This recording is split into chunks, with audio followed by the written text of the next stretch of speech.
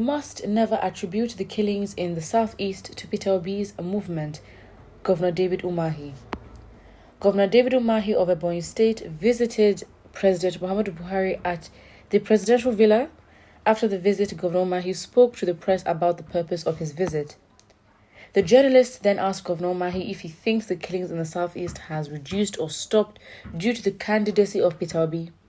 In reaction to that question, Governor Umahi said people should never attribute killings in the southeast to Peter Obi because it is obvious that security has improved across the country, not only in the southeast. Governor David Umahi said you cannot technically assign the killings because of Igbo presidency because it is obvious security is generally improving in the country and it has nothing to do with the movement of Peter Obi. Governor Umahi said Peter Obi's movement is a movement that is anchored in equity, fairness, and justice. He said it might not translate to outright win because he must defend APC very well, but what Peter Obi is doing has a meaning, so he must never attribute the killings in the southeast to Peter Obi's movement. I mean, what you can really see here is this governor trying to play it safe. I mean, the movement is so strong, which can have its positives and negatives, but really what it is, a negative one can say is if your comment seems to be against the norm or seems to be against the train of reasoning of the general public, then you would be attacked because really he is trying to appease, Labour Party supporters and Peter Obi as well as APC, as well as also trying to say security is improving in the country.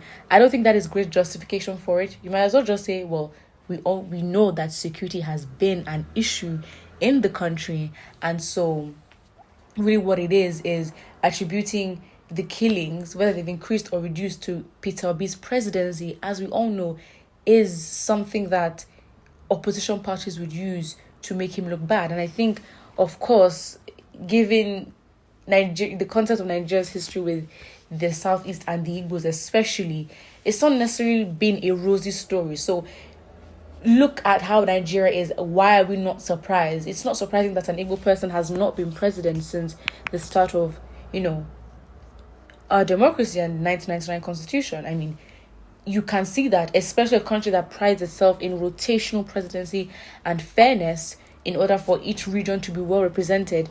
It doesn't do that. And so, really, the country does not apply that. And when you have every other region having the chance to be in power, and with the flow of the rotation, it's meant to be the turn of the southeast, but then you want to go back to the north, then of course we'll have problems. And of course, with the southeast having Ipob, doesn't make it any easier. You have Nnamdi Kanu, who is pretty much still in custody, and there's so much confusion as to what will happen with him, or if the case is even going on. So really, Governor David Umahi right here, his justification wasn't necessarily factual. You can't say security is improving throughout the country. That is not true. And also, you can see he is trying to be safe by saying, he might not win. I mean, it's sort of like a backhand insult in a way, because he said it might not translate to outright win because he must defend APC very well. So literally he's saying, okay, fine, Peter Obi's movement has a meaning, but doesn't mean he's going to win. It's very condescending, like, very good, effort, we can see your effort, but really, are you really going to get there? That's the question. And so in that way, it is very condescending of him, but I don't think his intention was to be condescending. I think he just had to defend APC, and also maybe he does believe in the Peter Obi movement, so, he did react like that. Umahi has been well trained on diplomatic and political comments recently. Please, who trained him and which school? Wow, what a sugar-coated tongue. I mean, again, of course it is a good answer. Why would anyone see this answer and say, this man is very mean, or this man has, the bad intentions? Of course he doesn't. But he's obviously well spoken in the fact that, yes, he would defend his party. He will also truthfully say what he feels about the movement of the Labour Party, which, a lot of people do agree and want to join that kind of movement. I don't think that in itself, I don't think that in itself is a problem. He's just trying to play it safe. And I think what we have even skipped, which is a main conversation in this, is what was his intention to go see Buhari? It's very... I'm not sure. Like, why did you go visit? Because again, as described, when asked about his meeting with the president, then he was asked his opinion on the killings in the southeast. So really, what was he trying to find in Asorok, and what is the relationship? It doesn't make sense, to be honest. But really, that's really what we should be asking. Why did he go to Asorok? I mean, let's be honest. Typical politicians, whatever they want for their gain, but it seems like, what if he intended to go to Buhari to ask for an appointment or whatever it was. Again, we don't know. The details weren't given. So really, when there's mystery and there's an unknown gap, what will tend to happen is we will fill the gap with our own thoughts and our own theories of what happened or what did not happen, which I don't think is right or is justified. But really, if you have media trying to push a certain narrative, or